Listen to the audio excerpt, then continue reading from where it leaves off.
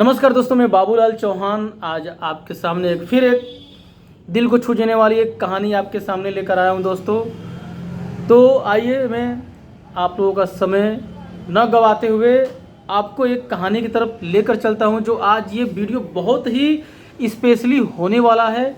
तो दोस्तों एक बार की बात है कि एक पिता की मृत्यु हो गई थी और उसके 3 लड़के थे और 1 लड़की थी। एक पिता की मृत्यु हो गई थी और उसके 3 लड़के थे और 1 लड़की थी। जब पिता की शव को, जो पिता की लाश है, उनको जब शमशान घाट पे ले जाने लगे लोग, तो जो तीनों बच्चों ने, जो उनके लड़के थे, जो तीनों बच्चे उनको कंधा देके उनको शमशान की तरफ लेकर जा रहे थे। तभी चलते चलते रास्ते में एक पंडित जी, जो कि मुंशी का काम करते थे, उस अर्थी को उन्होंने पकड़कर रोक लिया। जब वो लोग जा रहे थे उस शव को लेके शमशान घाट की तरफ, तो एक पंडित जी थे, मुंशी का काम करते थे, वो आए और उस शव को, उस अर्थी को उन्होंने पकड़ लिया और रोक लिया। उन्होंने बोला कि ये जो अर्थी जा रही है, ये जो शव है, इन्होंने हमसे 2.5 लाख रुपए हमसे उधार लिए हैं। इनका पैसा पहले हमें चुकाइए, फिर इनकी अर्थी को आप लोग लेकर जाइए। इनका पैसा पहले हमें चुकाइए 2.5 लाख रुपया, फिर इनके अर्थी को लेकर जाइए। तो जो उनके तीनों लड़के थे, उन लोगों ने, तीनों बच्चों ने सीधे मना कर दिया कि ये हमारे पिताजी एक्सपायर हो गए हैं, मर चुके हैं, हम लोग इनका पैसा नहीं देंगे। तो जो पंडित जी थे, जो मुंशी थे, उन्होंने लाश को, मतलब अर्थी को वहीं रोके रहे, अर्थी को आगे जाने ही नहीं दिया। उन्होंने बार बार रट लगाई थी कि मेरा इन्होंने 2.5 लाख रुपया लिया है और आज ये एक्सपायर हो गए हैं, और आप लोगों में से कोई हमें दे, तभी मैं इस अर्थी को आगे जाने दूंगा। तो जब तीनों लड़कों ने ना बोला, तो वहाँ के जो लोग थे उनको बड़ी, उन लड़कों पे शर्मिंदगी आई कि बताइए, पिताजी आज एक्सपायर हो गए हैं और उन्होंने 2.5 लाख रुपया कर्ज लिए थे और ये तीनों बच्चे देने के लिए मना कर रहे हैं। तो लोगों ने बड़ी एक अफसोस किया इन तीनों लड़कों के प्रति, और देखते देखते उस अर्थी को बहुत समय हो गया वहाँ पे रोके हुए।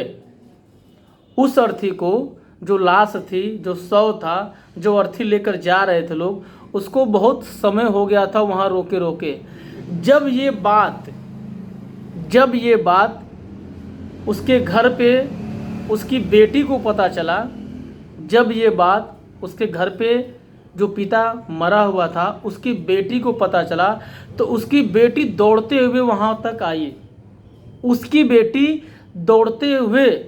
तक आई। और उसके पास जो भी था, गहना, पैसा, सारा चीज़ उस मुंशी जी को दे दिया और उनसे विनम्र निवेदन किया कि आप इस अर्थी को, जो मेरे पिताजी की अर्थी है, ये मेरे पिताजी की अंतिम यात्रा है, प्लीज़ आप उन्हें न रोके, उन्हें जाने दीजिए। आपका जो भी कर्जा था वो मैं दूंगी, ये गहना और पैसा रख लीजिए, अगर और कम पड़ता है तो मैं आपको दूंगी, लेकिन मैं आपसे विनम्र निवेदन कर रही हूँ कि ये मेरे पिताजी की अंतिम यात्रा है, कृपया करके उनको जाने दीजिए। यह बात सुनकर जो पंडित, जो मुंशी थे, उन्होंने बोला कि मुझे बेटा क्षमा करना, मुझे बेटी क्षमा करना।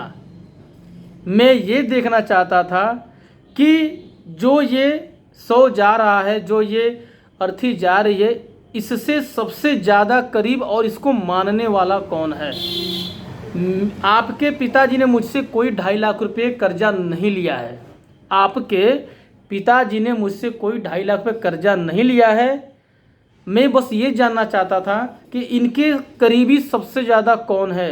तो बेटी, मुझे समझ में आया कि इनके साथ सबसे करीबी संबंध आप है बेटा, जो आपने अपने पिता के प्रति आप यहाँ पे निस्वार्थ भाव अपना सब कुछ देने को तैयार हो गई। तो इससे मुझे समझ में आ गया है। और सबसे पहली बात बेटा कि मैं तुम्हारे पिता से कुछ समय पहले मेरी परिस्थिति बहुत खराब थी, तो तुम्हारे पिताजी ने अपना ज़मीन बेचकर मुझे 2.5 लाख रुपया दिया था।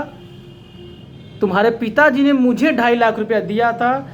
वही पैसा आज मैं लौटाने के लिए इनको आया था, वो पैसा मैं आज इनको लौटाने के लिए आया था। और आज जैसे ही गांव पहुंचा तो पता चला कि ये एक्सपायर हो गए हैं, मतलब इनकी मृत्यु हो गई है। तो मुझे समझ में नहीं आया कि ये पैसा मैं किसको दूं।